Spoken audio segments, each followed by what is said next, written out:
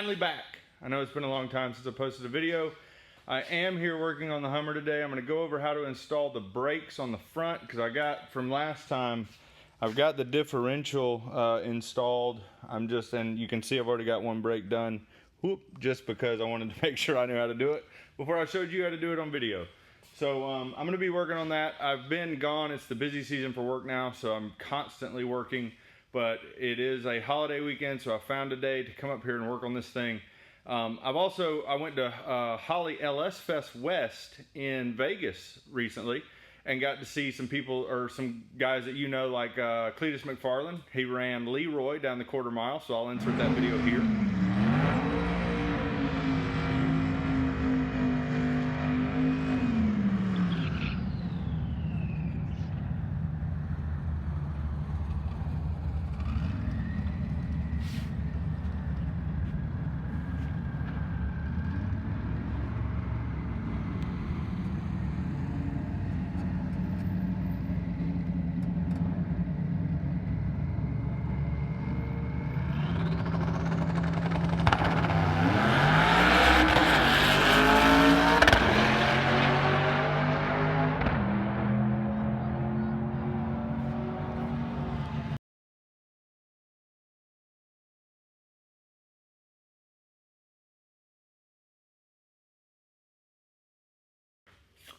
And yeah, so it was, I had a lot of fun out there. LSfest West is awesome. If you've never been, I would definitely recommend it. I'm going to try to have this thing and one other project vehicle I've got at LSfest East, if I can get them all done.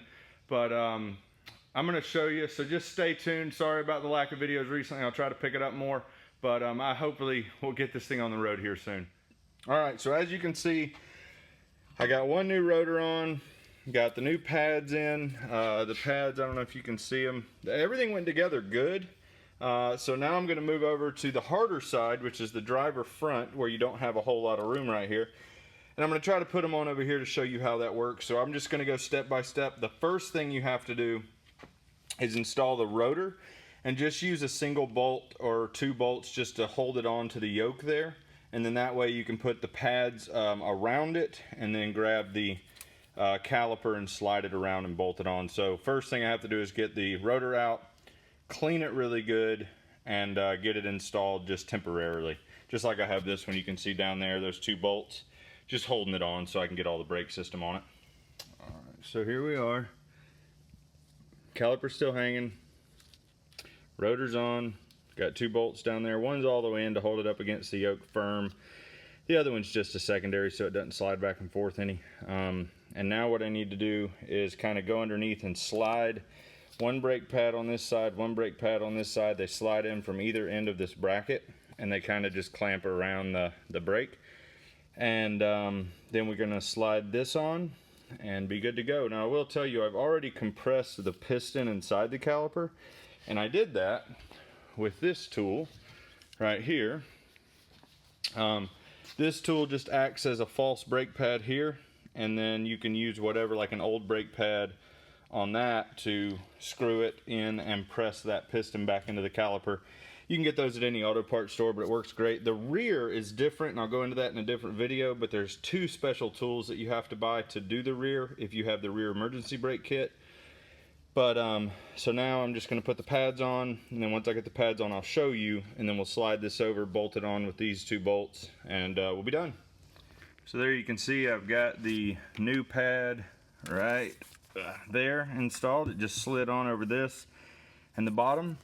Same thing on this side. I've got both the new pads on. Now the pads I used were these Wagner Severe Duty. I think I got them from AutoZone or Advanced Auto Parts. That's the information on them, and then that's the part number, LSx788. We'll see if they work. I'm sure there's a performance rotor and pad set out there somewhere, but I'm going to try these. If they don't make too much noise, I'll stick with them. If they're loud or get loud, a lot of that has to do with how you clean the rotor beforehand. So I'm still going to go ahead and do like a final cleaning of the rotor with a lint-free cloth and some brake clean, and really get, you know, anything that might have touched them or smudged them. And then it's also how you break them in. So we'll break in the brakes too. But that's it. Now all I got to do is get take this rope off, get this, kind of swing it around and just line the bolt holes up so I can put some bolts in them. And make sure to use Loctite. I use red Loctite on these. The reason being is because it's a brake part, and all brake parts need red Loctite in my opinion, because without brakes you die, so definitely red. There we are, bolted up. I'm gonna go down below and show you from the bottom because it's a little easier to see, and not everybody's gonna have this access. I will tell you, if you're doing your brakes, it's almost worth draining the coolant, disconnecting these two hoses, your power steering hose and the oil cooler lines to get this, because doing this bolt from the bottom, whew, it'd be pretty rough. So I'll tell you, as far as torquing that bolt, it's 40 foot-pounds, but you put the socket on and you can see there's no room for a torque wrench.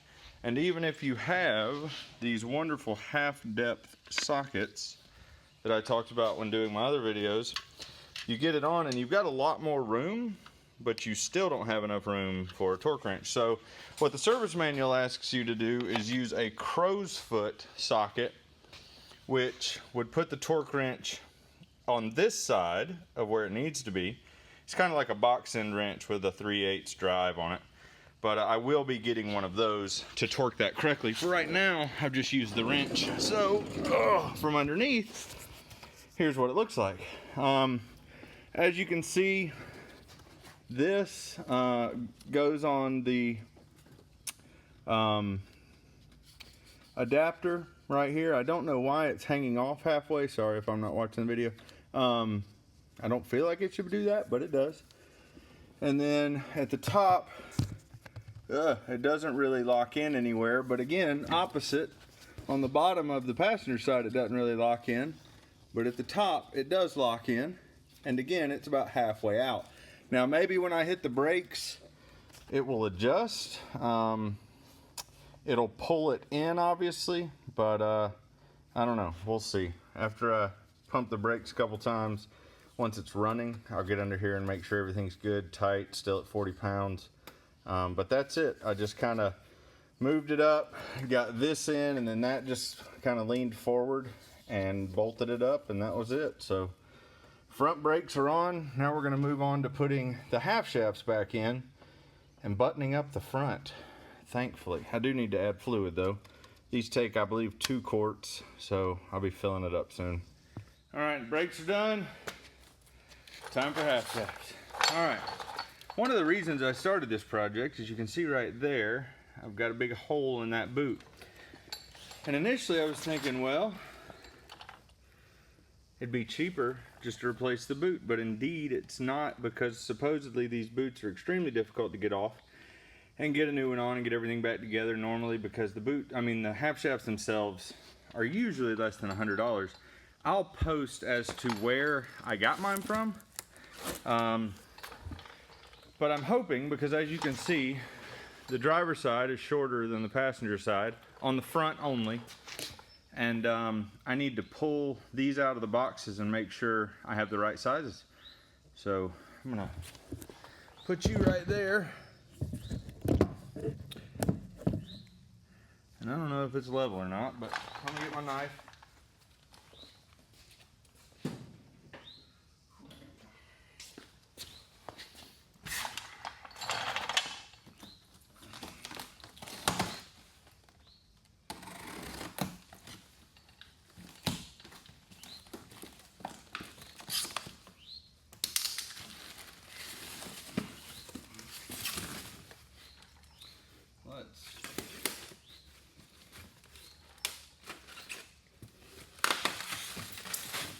Alright, so that is obviously the shorter shaft. So that goes over here. I'm going to check, make sure. Oh, that is not the same at all. Alright, so it looks like the boots on that one though are compressed down. So I'm going to try to see if I can't get it to extend a little bit. See here. Oh yeah, there you go. Okay. So it's got some room in it. Yeah, now it's the same. So Let's try this other one. Hopefully this one is the long one.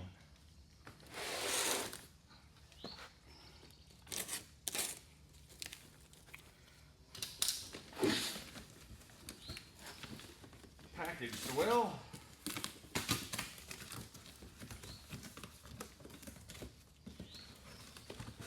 Not in the styrofoam though. Let's see.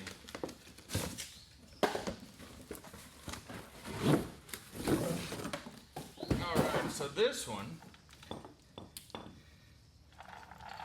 is good to go. It is Cark Black. Got this off one of the Humvee groups. I'll post a link to his name in the comments below. Everything looks good there.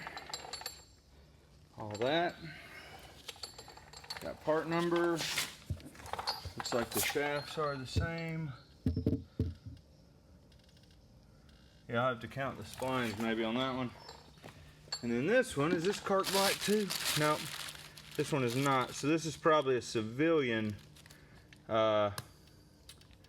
It's got a part number on it. So we'll see, but so those are my two new half shafts. I'm gonna go ahead and put them in. I've got to jack the front up. Actually, I'll probably just put them in while the tires are on it. But I'm gonna go ahead and get started. All right, so I just lost about 20 pounds of water weight sweating to death trying to figure this thing out. And if I ever say I'm an expert in this, I'm a liar. Got my can to catch the power steering fluid when I was changing the portal around steering.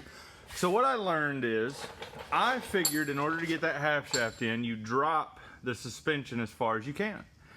That way the distance between that point and where it connects to the rotor is the longest and it'll slip right in. I fought with it for about 30 minutes. That is not the case. As you can see, you have to jack the portal up, and as you jack it up, obviously, you know, as it travels, it's gonna do like this. And so at the midpoint here, kind of compressed suspension, and that might be obvious to some people, I'm sorry, I'm not that bright. But you go out here and that's the furthest distance and it slides right in. And I've got the bolts here, I've cleaned them up. I've got new lock washers and I'm gonna do blue Loctite. It's 6 bolts. I haven't looked at the torque specs yet, but I just wanted to let you know, in order to put a half shaft in, if your suspension is drooped all the way, it will not fit. But if you jack it up and raise it, the portal will do like this, and it'll slip right in. And then you just have to align the yoke, the caliper, and the half shaft all together to get the one bolt started, and the rest of them go pretty easy. Just a tip that took me a little too long to figure out. Appreciate it. All right, so now it is time to put the retaining bolt back into the geared hub to hold the half shaft into the geared hub. The geared hub has the spline shaft. If you look at the spline shaft, the tip of it before you put it in there, it's actually threaded. So I'm gonna take my bolt, get some Loctite. Now, I do overage on Loctite every single time. Just, that was a little excessive. Now, I will tell you, when you thread this back in, be very careful that you do not drop the washer down into the geared hub. So just very carefully pop it in there, get it started with an extension. Now this is going to torque to 37 foot-pounds, and then the cover that goes over this is just put on with the extension. There's no socket, so that's finger tight. Here is 37 foot-pounds. I might need a bigger extension.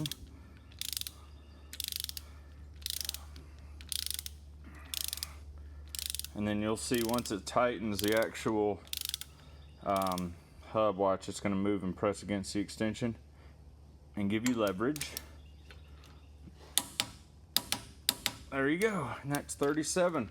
So that's in now. I take this plug, make sure that it is dry. It has the washer, there's like a little plastic washer on it. And that's going to go in the same way and I just get it started by hand usually. Let's see here. There we go. And what's neat about this, now this is only 10 pounds to like 12 pounds, I think. So you can do it by feel, or you can do it with an extension. Mine, I don't think mine goes down that far.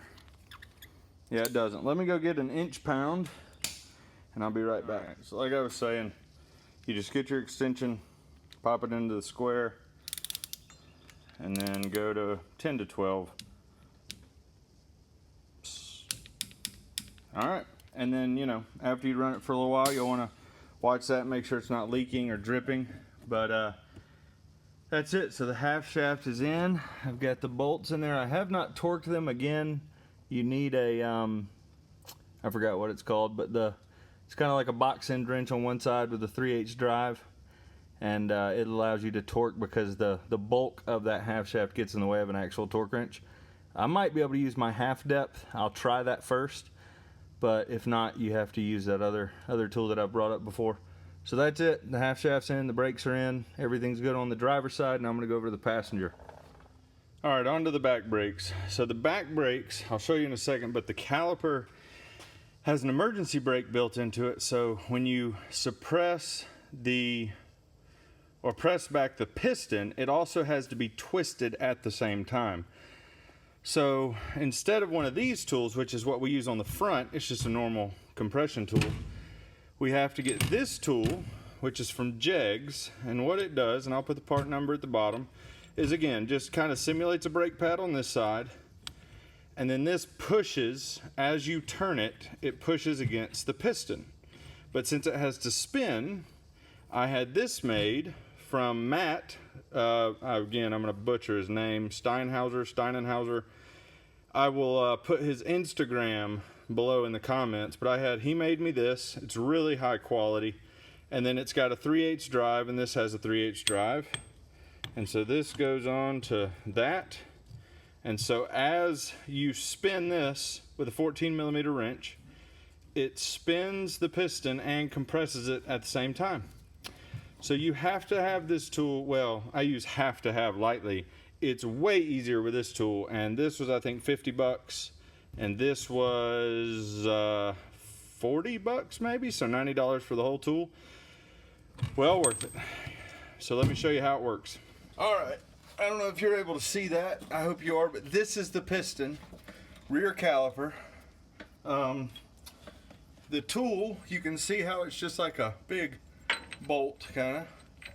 You get this and set it on there. Then you get this wonderful device. You set it in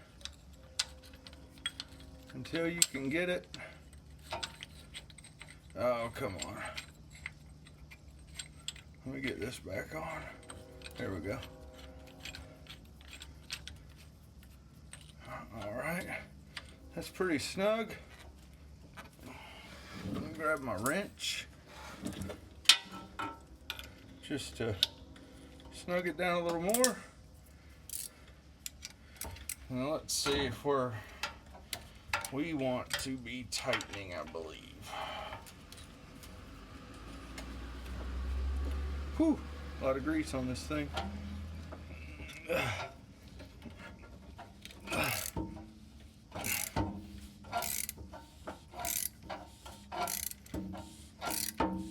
That's pretty much the gist of it.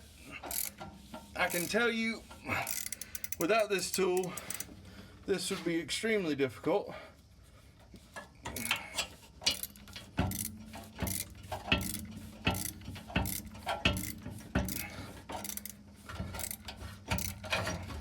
Don't worry about the brake line.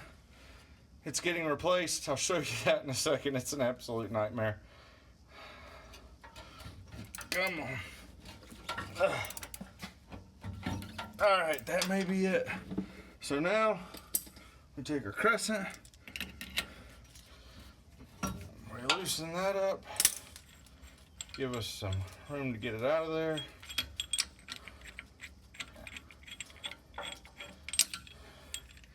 And, oh, I don't know if that's far enough. That doesn't look far enough. gonna have to put it back on there and keep going. So as you can see, I started on the back. This is a rear caliper with the emergency brake built in.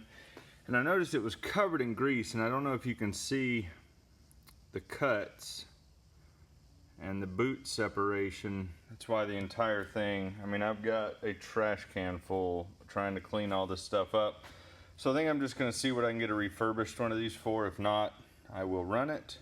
And then when I took it off, I was draining the brake fluid, and it's really, really clean, as you can see. Just no contaminants at all. Seems really good. I'm glad I was running that. So I don't even know what that stuff is in there. It was a clean bottle when I started, clean water bottle. So new brakes, new rotors, new pads, probably a new caliper, and more importantly, new fluid. I should have really good braking when I get done with it. It's kind of like when it had the diesel in it and I changed the fuel filter for the first time. I'll see if I can find a picture of that and embed it. If not, it is what it is, but it was full of sand is at the end of the story. The fuel filter was absolutely caked with sand, but the front turned out good. I'm happy with that. As long as that little play in the axle is normal and I don't have any issues with that. But all I got to do is put oil in it, plumb some air to it, and I should have air lockers front, and then I'll get back to the rear.